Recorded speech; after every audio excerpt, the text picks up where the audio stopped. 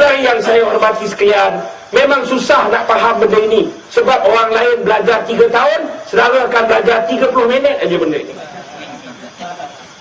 Yang saya nak bagi tahu apa dia, ini saya kena fikir-fikir ni semua ni. Dan yang muda ni pergi cari bahan-bahan ni dalam internet. Serentak dengan makmurnya Melaka, di Timur Tengah, di Eropah, berlaku apa bang? Berlaku perang salib.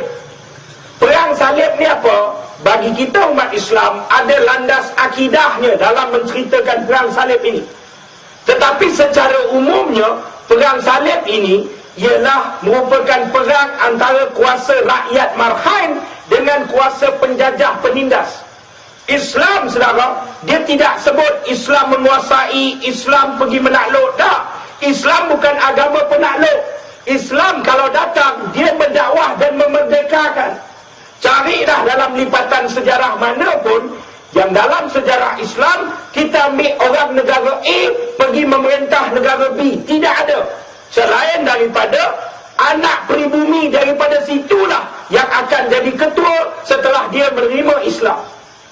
Islam datang merdekakan. Islam agama marhain. Islam agama rakyat. Kuasa lagi satu yang melawan dalam perang salib, apa dia? Kuasa penindas, kuasa penakluk, kuasa orang meniaga, kuasa korporat, kuasa kapitalis yang pergi menjajah, sedot hasil kekayaan bumi, tetapi selewengkan pemikiran-pemikiran orang supaya dia rasa selesa dengan kuasa penjajah tersebut. Ini pertembungan perang salib. Elemen pertembungan paling penting apa dia? Al-Aqsa. Ini saya kena faham background sebelum saya masuk isi penting. Di Al-Aqsa, saudara, apa maksud Al-Aqsa bagi kita? Al-Aqsa bagi kita ialah kiblat pertama umat Islam. Sebelum kita menghadap Mekah sebagai tempat perlambangan penyatuan kita, kita menghadap Al-Aqsa untuk kita bersolat, saudara. Al-Aqsa ialah kiblat kita, kiblat yang pertama. Malah sejarah sirah menandakan siapa kuasai Al-Aqsa akan kuasai dunia.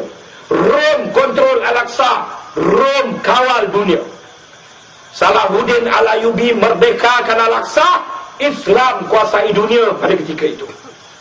Sekarang ini Zionis laknatullah, Israel, Yahudi kuasai Al-Aqsa, maka Zionis menguasai dunia hari ini. Itu pertempuran penting. Kerana itu kita cerita soal Palestin. Palestin bukan kerana hanya sebuah negara dijajah. Banyak lagi negara yang ditindas, yang dijajah dengan pelbagai rupa. Tapi kenapa kita bincang Palestin? Kerana isu pentingnya ialah pembebasan Al-Aqsa wajib kita perjuangkan. Saudara-saudara yang saya hormati sekalian, Portugis datang ke Melaka 1511. Kerana apa? Kerana persoalannya Alfonso de Albuquerque, dia bawa sentimen perang salib, kebencian terhadap Islam.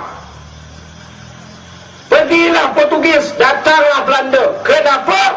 Kerana persoalan kebencian terhadap Islam dan sentimen perang salib. Pergilah British, pergilah Belanda, datanglah British, juga kerana kebencian sentimen perang salib itu. Kerana itu sejarah mencatatkan, sejarah diselewengkan banyak, saudara, tidak dicatatkan dengan betul. Saya bagi contoh segmentasi sejarah moden sedikit. Apa dia? Kita benci dengan cimpeng, malah orang meluap-luap sentimennya. Jangan bagi bulu cimpeng pun masuk ke Malaysia. Oh, hebat, parah. Saya tak setuju daripada ideologi cimpeng, tetapi kita tidak boleh membenci manusia sebegitu rupa. Cimpeng adalah anak kelahiran Perak. Saudara-saudari mungkin tidak boleh menerima hakikat ini, tetapi oleh kerana kita benci dengan cimpeng, kita telah menaikkan seorang tokoh nama Henry Geni. Kita buat tugu Henry Geni, sekolah Henry Geni, jalan Henry Geni, padang Henry Geni, untuk menaikkan seorang Henry Geni demi menunjuk. Sebab Henry Geni ini cimpeng bunuh. Jadi nak tunjuk, buat tugu Henry Geni baru ni di mana? Bukit Fraser. Siapa Henry Geni? Pesuruh jaya tinggi British yang pertama di Malaysia. Siapa dia? Saudara-saudari yang saya hormati sekalian, lipatan sejarah harus dirungkaikan. Henry Geni pada tahun 1946 dan 1948 ialah merupakan ketua staf British ni, ketika dia bertugas, dia ni Yahudi, kelahiran British. British pada ketika itu memainkan peranan seperti Amerika melindungi Israel sekarang ini. British pada ketika itu, Henry Geni beranak di British. Dia orang cerdik, dia Yahudi yang cerdik. Dia dihantar bertugas di Palestin, dia tipu Syria, dia tipu Jordan, dia tipu Palestin, dan akhirnya dialah yang mengasaskan negara Israel Lanatullah. Satu dunia benci pada Henry Geni. Kena ingat, Israel bukan musuh orang Islam sahaja. Israel ramai yang bermusuh dengan dia, saudara. Venezuela, Bolivia, physically terrajang dan putuskan segala hubungan dengan Israel. Sebab apa? Kebencian, sentimen Zionis itu. Saudara-saudari yang saya hormati sekalian, kerana dia cerdik dekat sana, akhirnya dia dinaikkan pangkat. Datang ke tanah ini untuk jadi pesuruh jaya tinggi British, menguasai tanah jajahan. Kenapa dia datang, saudara? Dia datang sebab apa? Dia datang sebab pada ketika itu golongan-golongan nasionalis Melayu, API, AWAS, Mustamam sedang berjuang untuk merdeka. Golongan-golongan KI seperti AMCJA dan Putra, Melayu, Cina, India bergabung, Ibrahim Yaakob. Siapa dia, saudara? Dia tuntut merdeka. Pejuang-pejuang agama daripada Gunung Semanggul bersatu, tuntutannya apa? Merdeka. Justru itu, kerana menjaga kepentingan perang salib, British tak nak terlepas negara ini begitu saja. Dia harus meninggalkan legasi menjaga kepentingan perang salib di negara ini. Justru itu, British kena bawa orang paling cerdik sekali datang untuk mematahkan sentimen kemerdekaan itu. Maka datanglah Henry Geni. Henry Geni dia datang, dia buat apa? Dia isytiharkan darurat. Dia yang memperkenalkan darurat. Dalam proses darurat, saudara, dia manipulate, dia pusingkan kepala otak kita. Dia bakar jambatan, dia tuduh orang ni buat. Dia bakar kampung, dia tuduh orang ni buat. Saudara, seperti mana yang berlaku sekarang,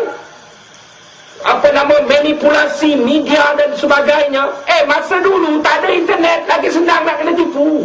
Sampaikan orang Melayu boleh percaya apa? Ustaz Abu Bakar Bakir komunis. Kita percaya pada masa itu. Kita percaya. Jadi bila ni semua kena haram, ni semua kena tangkap, kita reda. Sebab apa? Kita diselewengkan kepala otak kita. Hebatnya Yahudi ini bekerja, saudara. Kerana itu kebencian terhadap pengasas negara Israel ini memuncak. Akhirnya, saudara, ramai orang berebut nak bunuh dia. Cuma rezeki Chimpeng lebih baik. Chimpeng ambush dia, saudara, di mana? Di Bukit Fraser. Chimpeng tunggu. Dalam pasukan itu juga, saudara, ada teman-teman daripada orang Islam. Tunggu nak tembak. Akhirnya, saudara, dia mati di kaki Bukit Fraser. Tapi kematian dia adakah seperti mana Memali diserang, yang mati habis semua orang, yang hancur dada Al-Syahid Ustaz Ibrahim Libya? Tak. Dia cuma mati dengan beberapa tembakan yang tepat. Dia mati. Dalam kereta dia ada siapa? Bini dia. Dalam kereta dia ada siapa? Dalam kereta dia, saudara, ada stewardess dia. Stewardess dia mati tak? Stewardess dia tak mati. Bini dia mati tak? Bini dia tak mati. Malah driver dia, Constable Madin pun tak mati. Constable Madin pun tak mati, saudara. Dan akhirnya kita mengagungkan. Sepatutnya, saudara, kita bangga kerana pengasas negara Israel Lanatullah tumpah darah dia di sini. Bukan tiap-tiap tahun. Baru ini pasal isu Chimpeng 2-3 tahun lepas, panggil askar, panggil tentera, buat tugu tabik dekat kaki Bukit Fraser. Ini apa? Sepatutnya kita buat acara kencing di kuburnya ramai-ramai.